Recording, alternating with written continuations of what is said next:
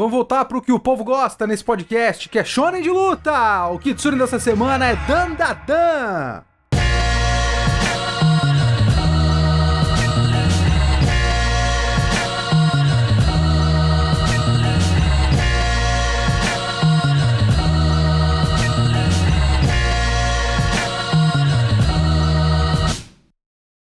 Como sempre, esse podcast é um oferecimento dos nossos apoiadores. Você pode apoiar financeiramente esse podcast no Catarse. O link está na descrição deste podcast aqui, desse vídeo. Beleza? Vambora! Dandadan foi a última sensação do ano passado, do ano de 2024.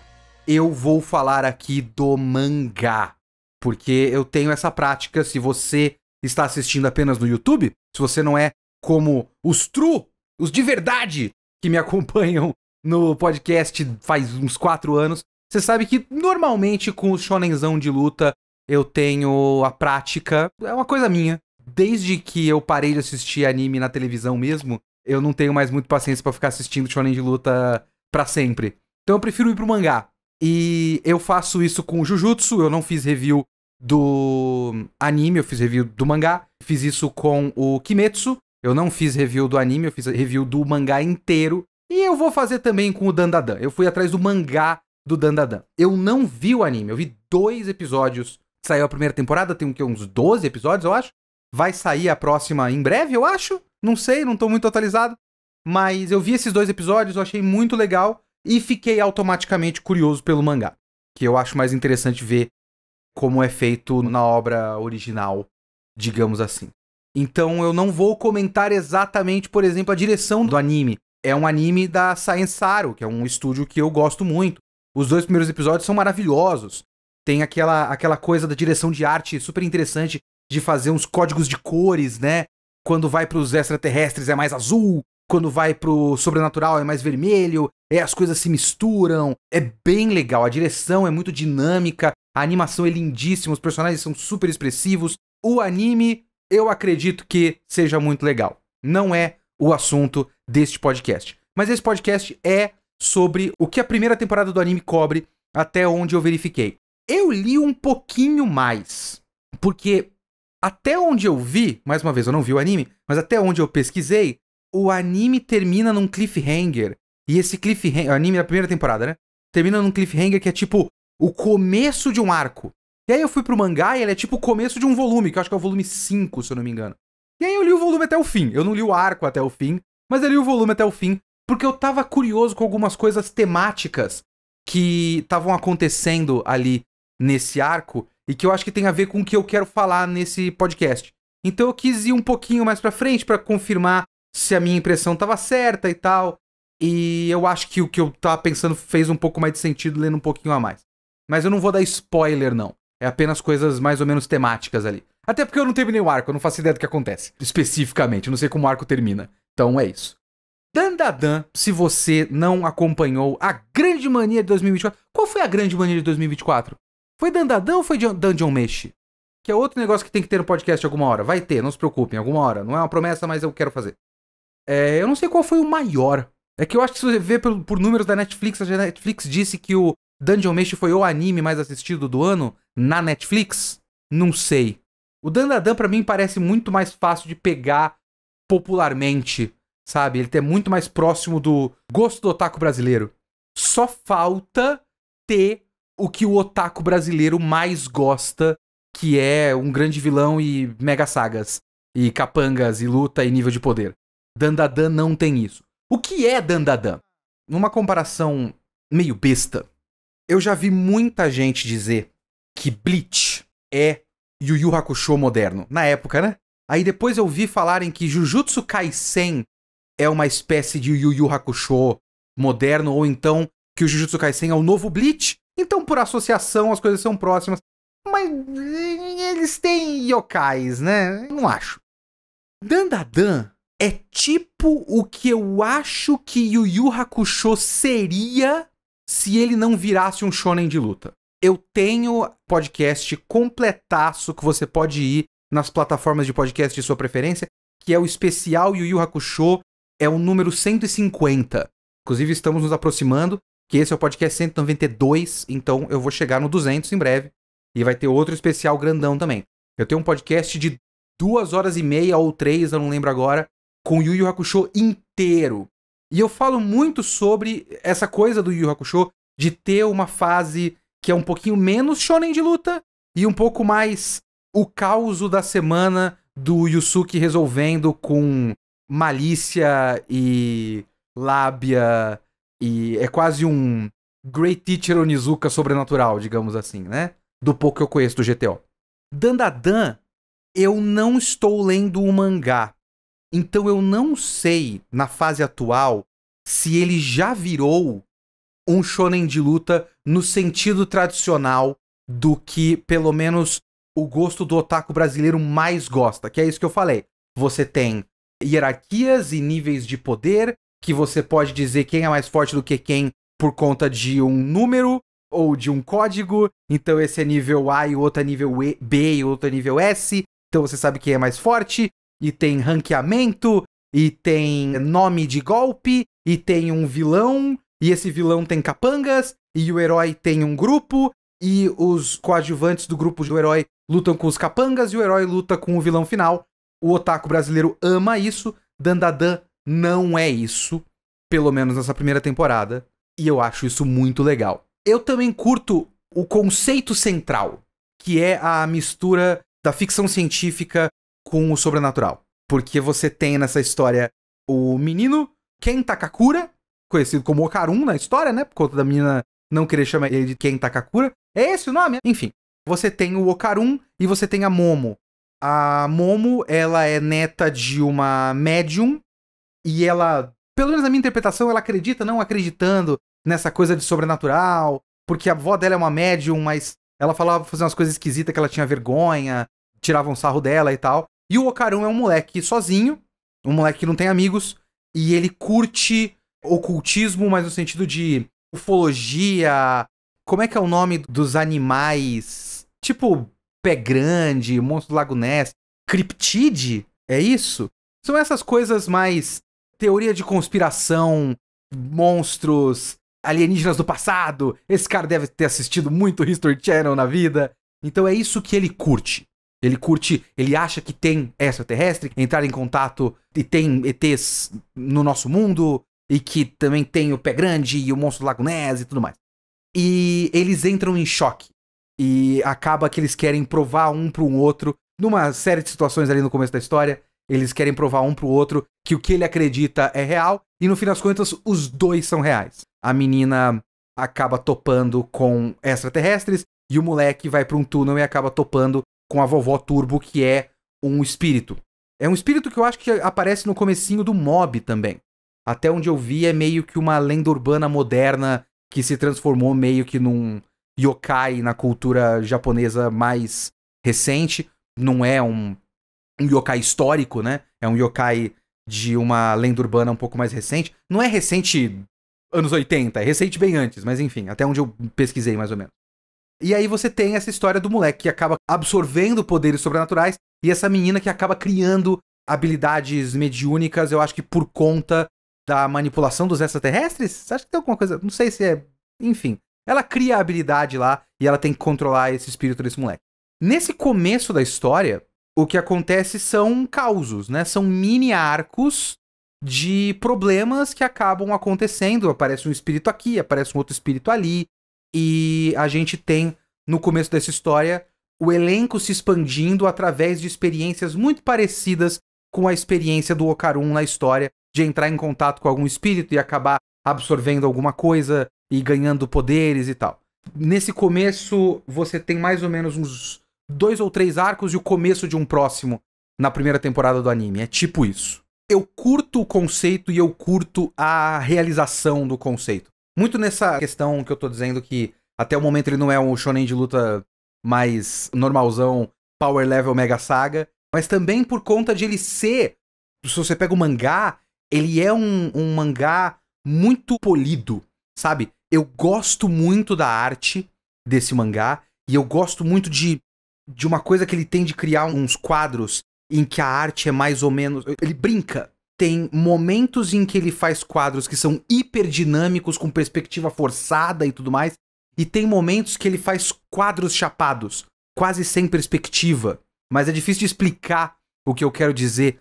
Mas tem umas páginas duplas, que eu acho muito bonitas, ou até umas páginas inteiras e tal, que são muito bonitas, e que eu curto como ele deixa tudo chapado, ele mata a profundidade da imagem de uma maneira muito interessante, sabe? Eu não sei, eu curto muito a arte. Eu curto muito o design dos monstros, que ele gosta de fazer uma coisa meio formas geométricas, que às vezes me lembra até design de monstro de tokusatsu. Se você pega, eu não sei se vocês já viram por aí, imagens de artbook dos designs, dos desenhos, no caso, né? Dos monstros de tokusatsu, principalmente dos anos 90 pra trás, assim. Antes dos caras fazerem realmente a fantasia de borracha. E aí você pega umas coisas ali dos Changeman, dos Ultramans e tal. Tem muita coisa que me lembra muito Ultraman, monstros de Ultraman. Kaijus, no caso, né? Do Ultraman. Principalmente os ETs. Os ETs têm uma coisa de forma geométrica muito forte. Mas eu gosto muito dos rostos dos yokais, né? Tem aquele yokai do sumo, que é engraçado porque o yokai do sumo, ele tem uma espécie de mistura. Essa é uma coisa que eu acho que o primeiro episódio faz de uma maneira bem interessante, porque no primeiro episódio do anime, você tem aquela divisão do sobrenatural ser vermelho e do sci-fi ser azul, e aí o segundo monstro no episódio 2 deixa tudo preto e branco. E quando tem a explicação dele, ele é um monstro que é meio que ao mesmo tempo um yokai e um criptide. Ou seja, ele é meio que uma mistura de sobrenatural com ficção científica. Então ele deixa tudo preto e branco porque ele tá no meio termo. Então tem umas ideias interessantes assim, né? E eu curto muito o design daquele monstro que é tipo um monstro que luta sumô e tal. Mais pra frente tem um outro que é um monstro lagosta. Principalmente aqueles ETs que começam disfarçados de gente com camisa branca, e depois, que é o primeiro ET do episódio 1, e depois eles voltam. Quando eles transformam em ET de verdade, parece muito algum monstro específico do Ultraman. Eu esqueci qual é o nome desse monstro, mas é um monstro muito famoso no Ultraman no geral. Eu curto muito a arte, eu curto muito o timing cômico do mangá, porque ele tem uma coisa que eu já tinha elogiado no próprio Jujutsu, porque as relações entre os personagens me parecem muito naturais. Então eles estão sempre tirando sarro um do outro, mas de um jeito... Eu já reclamei algumas vezes aqui de um negócio que eu chamo de diálogo Ben 10. É um jeito de escrever diálogo que se baseia em todo personagem ser sarcástico o tempo todo. Porque com o personagem sendo sarcástico o tempo todo, toda fala tem conflito. Então, sei lá, algum roteirista aprendeu que é mais interessante quando tem conflito. E toda história precisa de conflito. Então ele achou que ele tinha que fazer conflito em cada troca de diálogo dos personagens. Então todos eles são sarcásticos, uns com os outros. Então todos eles são grossos, um com o outro, o tempo todo. E é muito desconfortável. O Dandadan não é isso. Eu tava só dando exemplo porque quando eu tava falando me lembrou que eu odeio quando acontece isso. E dava pro Dandadan ser assim. E ele não é. Ele não é porque eles estão mais tirando sarro um do outro do que sendo grosso um com o outro. Eu gosto muito da personagem da avó dela, da Momo, que é uma personagem que é extremamente foda-se, e que até agora, na primeira temporada e no que eu li do mangá, ela não teve uma função tão ativa assim na história, que normalmente se ela vai ser a mestre, ela teria num shonen de luta, e eu considero Dandadan um shonen de luta. Num shonen de luta do jeito que a gente conhece, ela seria uma mestra que ia lutar alguma hora, que ia ter um arco, ia ter um flashback. Talvez tenha isso agora no mangá, que eu não tô lendo. Mas, até o momento, ela tá ali, ela fez ali algumas coisas de treinamento e tudo mais, é muito breve, e o resto, ela tá só de fora. E ela tá sempre num meio termo entre uma preocupação e um enorme foda-se com todo mundo. E eu acho ela muito engraçada, eu gosto muito dessa personagem. No fim das contas, não só eu acho um mangá muito bem feito, muito bem polido, muito bem desenhado e tudo mais, a ação é dinâmica, mas ele funciona por causa dos personagens. Por conta de os personagens não só serem extremamente carismáticos, como você estar presenciando através dessa história o nascimento de uma relação muito bonita e muito sincera. É uma história muito bonitinha, acima de tudo. Porque você tem esses dois personagens, né? O Okarun e a Momo. Você tem dois personagens que têm uma coisa meio reprimida dentro deles, principalmente o Okarun. E o Okarun pra mim, é o destaque da história, né? Ele é um personagem que eu gosto bastante. Ele tem essa solidão, mas eu curto porque ele não é um coitado. Ele poderia ser um coitado, mas ele não é exatamente um coitado. Eu acho muito legal. Ele tem, quando você vê o flashback dele, tipo, a maneira como você conhece a história dele, ele não tem um flashback, né? Mas você vê a história dele, ele dizendo que ele nunca teve amigos, e que quando ela falou com ele sentiu que, nossa, finalmente eu posso conversar com alguém e tudo mais. Só que ele aborda isso do jeito mais idiota possível. E ele tem uma certa arrogância dentro dele por conta de... Ele é um nerdão, né? Então tem um pouco desse lado. Tipo, ele é sozinho, ele quer amigos, mas ele realmente não sabe como lidar. Então ele quer mostrar o conhecimento dele. E quando ele mostra o conhecimento, ele soa meio babaca. Isso é bastante real. Na vida real, vocês que estão assistindo este podcast, ouvindo este podcast, vocês conhecem pessoas assim. Este meu público geek, público nerd, público otaku, o que mais tem é o cara que não sabe lidar muito bem com conversar com pessoas. Então o que ele faz para conversar com pessoas é falar dos assuntos do próprio interesse, mas ele acaba sendo meio babaca quando fala dos assuntos do próprio interesse. E aí as conversas ficam extremamente desconfortáveis. Eu conheço pessoas assim, você conhece pessoas assim. Essas pessoas podem ser insuportáveis. O Okarun não é insuportável. O Okarun é um personagem bastante carismático. Você gosta dele. E a Momo também, né? Então eles têm esses lados, tipo, a Momo, ela é impulsiva, mas ela é uma personagem muito divertida, mas ela é uma personagem muito, muito impulsiva e grossa. Ela é uma pessoa grossa também. Então você tem esses personagens que têm uma certa dificuldade de manter essas relações. Eu curto, inclusive, uma coisa que é o fato de a Momo ter as amizades dela e a história continua, ela continua com essas amizades dela, normalmente. Inclusive tem um outro aspecto de Dandadan que eu acho, sei lá, é muito raro isso fazer algum sentido, isso funcionar minimamente bem. Que é o fato de, por conta de essa história ser muito sobre a relação desses personagens, e o que eu quero dizer com isso? Toda a história é sobre a relação dos personagens. Mas quando você tem... Isso acontece muito com anime e mangá. Você entra num certo ponto, pensa no seu shonen de luta favorito, e no seu shonen de luta que se passa num Japão, numa versão do Japão, que aí os personagens ganham poderes e tudo mais. E pensa na quantidade de shonens de luta que se passam no Japão, que num certo ponto a história vira toda sobre a trama e os poderes e o funcionamento daquele novo mundo que o personagem descobre. Pensa num Bleach, por exemplo. Fazendo mais uma vez a comparação com Bleach. No Bleach, você começa na escola e aí, quando ele ganha esses poderes, as relações do Ichigo são todas com os personagens do mundo dos Shinigamis, da Soul Society e tudo mais. Aí a história passa pra Soul Society, depois tem o Ekumundo e tal.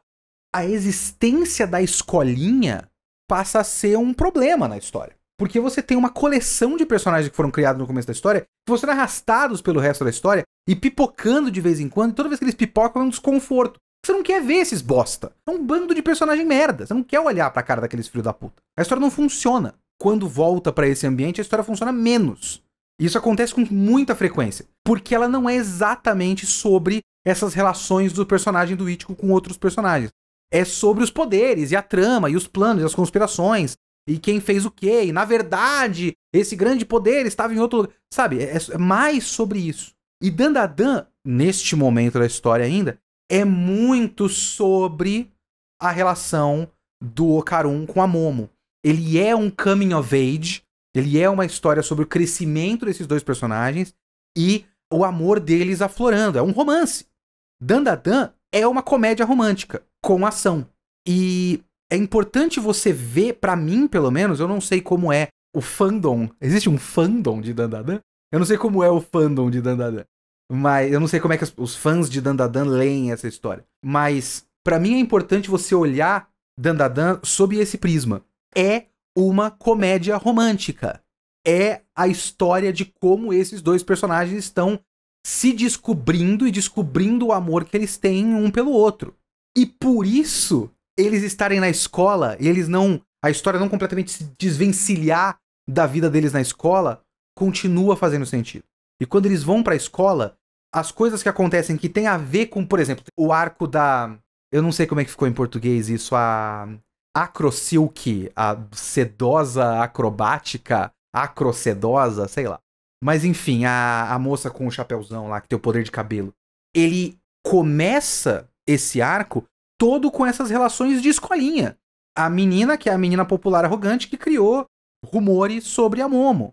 E a Momo ficando puta porque ela foi arrogante com um moleque que ela gosta. E aí, dando um bagulho na cabeça dela, fazendo um bagulho cair na cabeça dela. E aí a outra vai lá e cria esses rumores. É uma história que, se você tira os poderes sobrenaturais, ela funciona do mesmo jeito. E funciona bem, porque eu tô mais me importando, num primeiro nível, com o fato de a Momo estar ofendida porque aquela mina ofendeu o Okarun, do que com, naquele momento, a busca pela bolinha dourada dele. Então a história na escolinha continua funcionando muito bem, porque ele continua sendo uma comédia romântica, e uma boa comédia romântica. Pra mim é uma boa, neste momento, mais uma vez, né? É sempre bom eu falar isso, porque eu estou atrasado, eu não tenho tempo de ler os bagulho, eu não tô atualizado com absolutamente nenhum mangá, não leio mangá semanal mais faz muito tempo, faz uns 5, 6 anos que eu não leio mangá semanal, e eu acho que ainda tem muita gente que ainda... O Dandadan é um mangá muito lido no Manga Plus, tem muita gente que acompanha Dandadan semanalmente, e aí eu vou fazer um comentário desse, falando, não, mas na verdade, mas no arco atual, eu não sei. Eu tô falando do que eu li, que são 5 volumes do mangá. Neste momento, essa história de amor funciona muito bem, do jeito que é. E eu acho muito sensível. A abordagem da relação dos personagens eu acho muito sensível. O que entra diretamente em choque com outro bagulho, que é uma coisa muito forte no começo de Dandadan. Por que Dandadan tem tanto fanservice? Dandadan é uma comédia romântica. Como eu já disse, uma boa comédia romântica. Dandadan é uma comédia romântica adolescente. Bastante adolescente. Dandadan é 50% uma bonita e sensível história de amor. Eu torço muito pelo casal. Eu acho o casal muito bonitinho. Eu quero que eles fiquem juntos no final. Eu quero ler Dandadan só pra saber se eles vão dar um beijinho no final. Eu espero que eles deem um beijinho no final. Eu torço que fique tudo bem.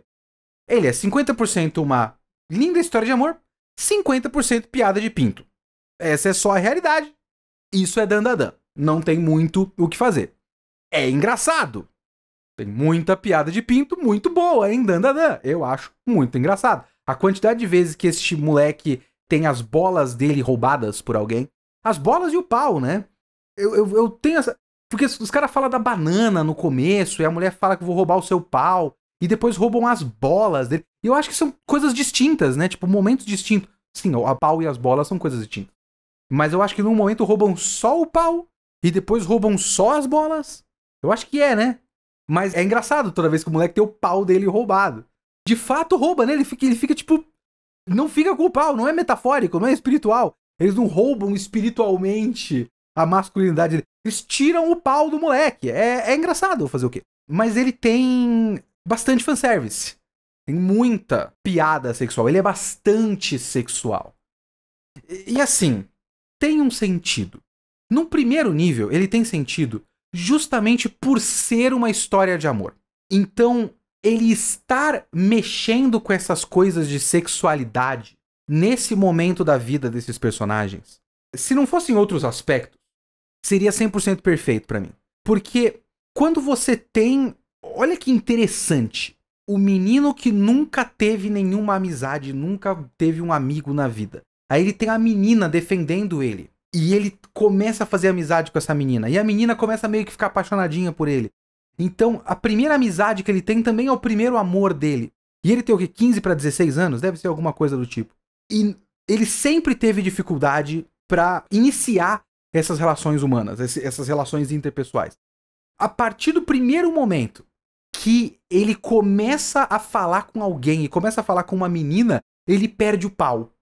Então, é meio que uma representação, de certa forma, dessa dificuldade dele de falar com uma menina. É um momento sensível, um momento complicado pra ele, e é um momento que ele não consegue falar com a menina porque ele tá sem pau. É legal como metáfora. E eles estarem pensando em pau e pinto e bola e sexo o tempo todo faz sentido para um romance entre personagens de 15 anos. Porque esse é o momento em que você tá só pensando nisso. Você tá maluco de hormônio, maluco de achar pornô na internet e descobrir que é isso que você quer da vida, sabe? Essas porra. Esse é o momento de uma aflorar sexual da pessoa, do homem e da mulher. Sim, tem sentido você falar de sexo, mesmo que os personagens sejam menores de idade. Porque mesmo quando a gente é menor de idade, a gente pensa em sexo o tempo todo. Ok. Sempre que a gente critica isso, que a gente fala do ete desnecessário, olha só, voltou! Ê! Ete desnecessário! Sempre que a gente fala do ete desnecessário, etc, etc, a gente fala... Não é exatamente a questão de que não pode ter sexo em nenhuma história. Sabe, esse é um debate que eu vejo acontecendo na internet hoje em dia e que obviamente acontece das maneiras mais estúpidas possíveis, porque a internet é onde a nuance vai para morrer. E as pessoas não querem falar dessas coisas com nuance. Então você teve uma onda de pessoas que começaram a... E eu fiz parte dessa onda de pessoas que começaram a problematizar certas coisas, e principalmente em anime e mangá, que tem muito disso. Cena de calcinha, cena de, caiu e botou a mão no peito, etc, etc. Você começa a olhar e fala, caralho, mas é tudo meio esquisito, tudo meio escroto, né? A gente podia dar uma pensada nessa porra aí, porque é tudo muito estranho. E aí teve uma segunda onda depois disso, que, porque agora todo jovem é crente, porque os puritins, agora não pode ter cena de sexo em nenhum lugar. Porque aí você teve gente falando, eu acho que cena de sexo no cinema, por exemplo, é sempre desnecessária. Não precisa de nenhuma. Então é complicado ter essa conversa, porque é uma conversa completamente sem nuance. O Dandadan, pra mim, é um exemplo muito interessante de como ele, por um lado, ele aborda essa coisa num nível temático, a coisa mais sexual, de uma maneira que faz sentido dentro da história que está sendo contada, desse romance, dessa comédia romântica, certo? É óbvio que vai ter desejo sexual ali, certo? Vai ter vergonha, sabe? O moleque com vergonha, tá certo que na situação dele ele tava com vergonha porque ele não tinha o pau. Então, também tem um pouco disso, tipo, eu tô na casa de uma menina, a menina tá se trocando ali atrás, e ela quer ver, e sei lá, podia ser o momento, sei lá, de perder a virgindade, alguma coisa do tipo, eu não tenho pau. Porra, sabe? Tem a vergonha da coisa sexual na frente da menina e tal. Tudo isso faz muito sentido. Ao mesmo tempo que ele também passa da conta. Ele também passa da conta, principalmente no primeiro arco, que é o primeiro, realmente o arco da Vovó Turbo, e o episódio 1 do anime tem bastante disso. Agora eu tô tentando lembrar, eu acho que tem um pouco menos depois, mas ainda tem as meninas de calcinha naquela parte que a escola fica alagada e tal. O moleque fica pelado também, então tem um certo equilíbrio. Mas, tipo, aquelas primeiras cenas, onde ela tá sendo basicamente abusada pelos ETs. Eu vou chegar nesse ponto, porque também é um negócio que faz sentido temático. Mas é aquele negócio que passa um pouco do ponto do tipo, tá, você vai fazer essa cena de abuso. Você precisa que ela seja desse jeito específico da menina com a roupa sendo toda rasgada. Você sabe que essa menina tá na escola, então você sabe que ela tem no máximo 16 anos, sabe? Então você tem uma história com uma personagem explicitamente menor de idade e ela, numa cena onde ela tá amarrada numa mesa e rasgam a roupa dela, ela fica só de sutiã e calcinha. Uma cena que é basicamente um abuso sexual que não chega às vias de fato, porque também se fosse pelo amor de Deus, né, aí já virava hentai. Essa cena específica passa um tanto do ponto pra mim. Por mais que depois essas coisas comecem a fazer sentido. Como eu já falei, de maneira temática, uma outra camada dos temas que essa história tá começando a abordar, que eu acho interessantíssima, faz sentido com isso. Eu só não acho que a cena tinha que ser desse jeito, sabe? É um pouco de tato, é um pouco de tipo, você pode deixar ela amarrada, você não precisa rasgar a roupa da mina, Tem um certo ponto que dá pra você parar. E aí a coisa é tão normalizada em anime e mangá e tão defendida por uma certa parte do público, não é o total do público, mas uma certa parte do público, que dá pra você passar desse ponto. Você não precisa ter um limite. Você chega até no limite pra você não, de fato, virar soft porn. De fato, não virar hentai. Você pode ir até o ponto que você não precisa colocar isso com um mosaico. E você podia ter parado muitos pontos antes. Esse, pra mim, é o momento que eu acho zoado. Mas, mais uma vez, se não tivesse passado desse ponto, o fato de você ter a cena da menina amarrada ali pelos ETs e que claramente estavam ameaçando um abuso sexual faz sentido com o que o resto da história tá abordando. Porque tudo que acontece nessa primeira temporada e o que vai acontecer a partir do ponto que tem o cliffhanger da temporada, que eu li mais um pouquinho, mas não terminei o arco, são algumas formas diferentes de abuso. Eu acho que tem comentários muito interessantes que Dandadan está fazendo, que eu espero que Dandadan continue fazendo e se aprofunde, e que não fique só... Porque nesse momento, ele menciona, digamos assim, ele faz alusão a problemas sociais modernos, que podem ser tanto específicos do Japão como uma coisa mais ampla. É quase aquela coisa do Parasita, tá ligado? Parasita do Bong Joon-ho. O Bong Joon-ho fala que ele queria contar uma história que fosse especificamente sobre questões acontecendo na Coreia do Sul hoje. E aí o mundo inteiro se identificou porque o mundo inteiro está sob o mesmo país chamado capitalismo.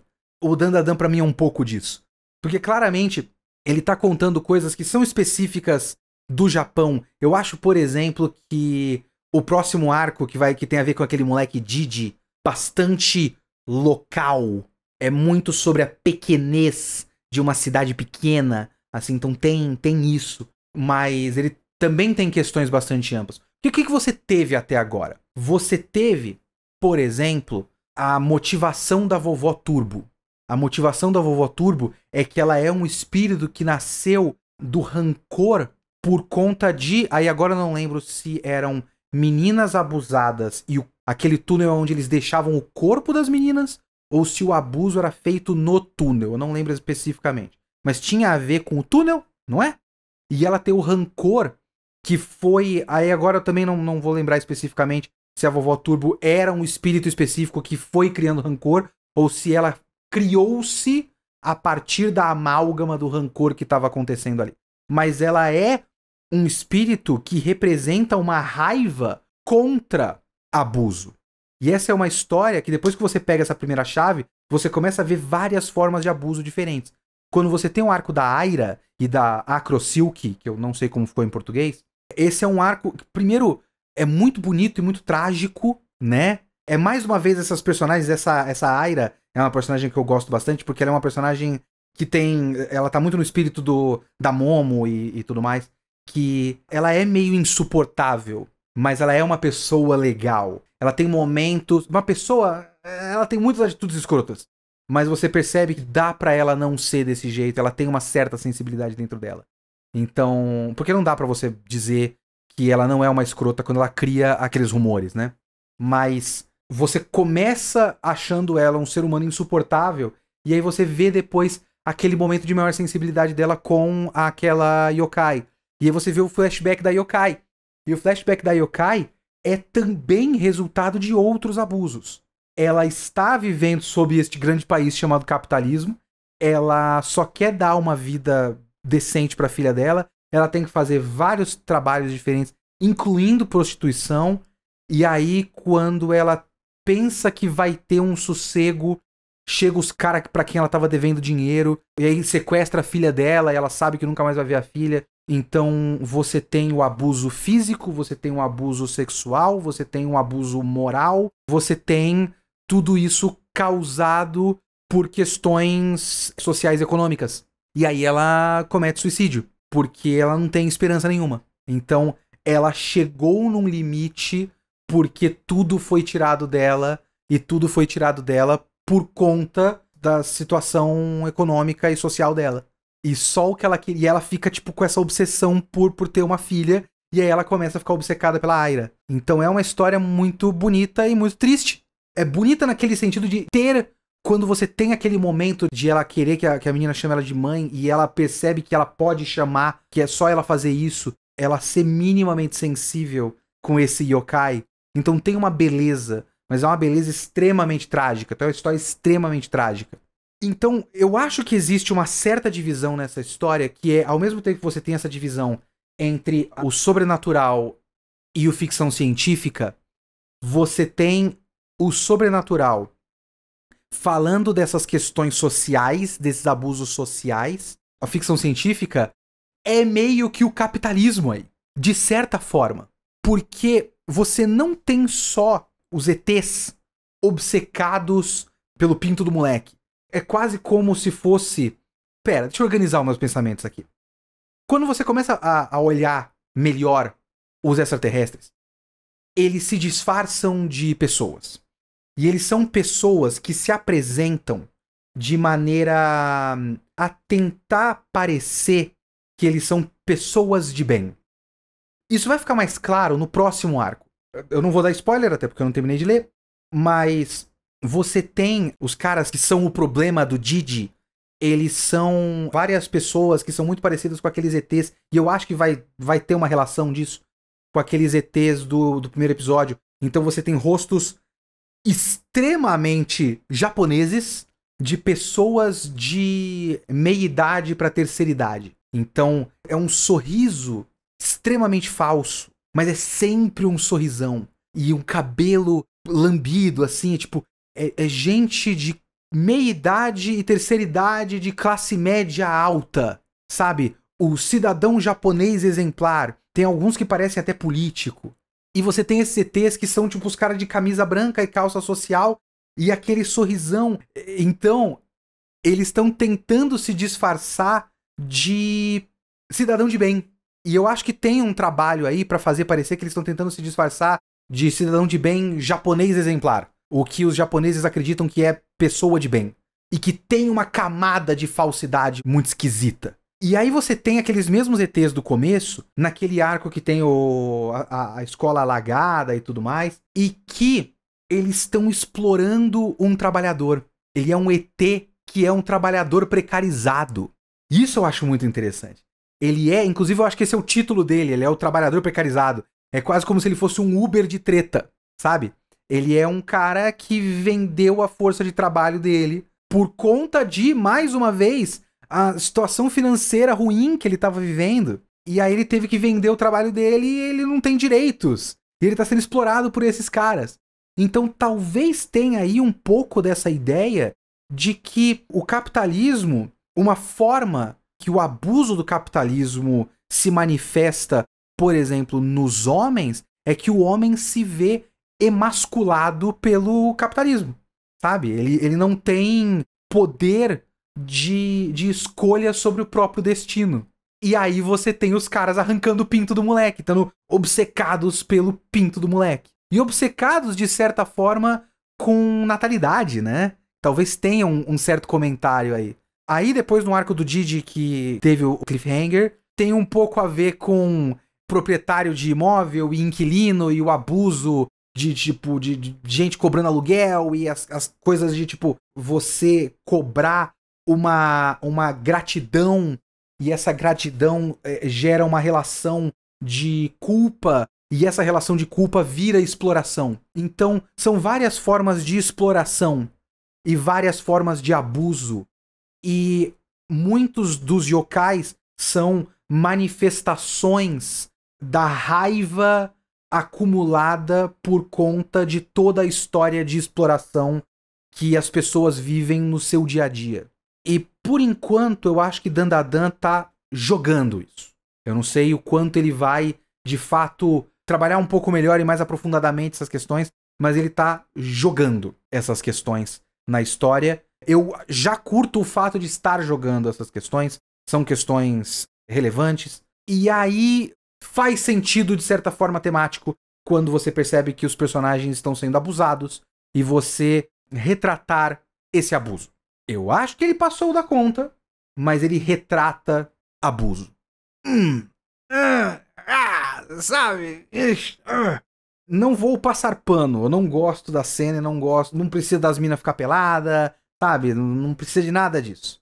Mas as coisas têm uma certa ligação. Não tá completamente à toa. Só precisava ter tato, precisa ter um pouco mais de tato. Um tato, uma sensibilidade que a história tem. O autor tem. Não sei qual é o nome do autor. Autora, sei lá. Tem, você vê que tem. Então é só aplicar no resto, pra ficar uma história ainda mais redondinha. Porque Dandadan é muito redondinho. É muito legal o fato de Dandadan ter caído num estúdio legal, que é um estúdio criativo visualmente, com ambição artística, pra não virar só mais uma adaptação de shonen de luta padrão qualquer. Então, não estou assistindo o anime, fico feliz que o anime tenha dado certo e que agora que eu conheço o mangá, que o anime seja uma porta de entrada pra um mangá tão legal, porque é um mangá muito legal. Então eu vou continuar lendo pra fazer próximos podcasts. Então aguardem mais podcasts de Dandadan, porque eu curti bastante. Dandadan é muito legal. Sou um fã de Dandadan. Fã! Um pouco forte. Sou um admirador de Dandadan a partir de agora. Espero que o mangá esteja mantendo este nível ainda nos capítulos atuais, mas eu também não vou ficar me sacrificando pra ler pra chegar no mensal? Semanal? Sei lá, mas eu não vou ficar me sacrificando pra chegar nesse negócio não. Mas, Dandadan, muito da hora. Aguardem mais podcasts. Então ficamos por aqui com mais um vídeo aqui do canal, mais um podcast. Se você curtiu todas as coisas que a gente sempre fala, dá o like no vídeo e tudo mais, se inscrever no canal, compartilhar esse vídeo em outros lugares para pessoas conhecerem, e você pode ouvir o resto dos podcasts nas plataformas de podcast da sua preferência, nos Spotify da vida, nos Google Podcasts e tudo mais. Esse é o podcast número 192, então tem muitos outros episódios do podcast para você ouvir no nosso backlog. Beleza? Muito obrigado para você que ficou aqui até o final. Até o próximo vídeo. Falou!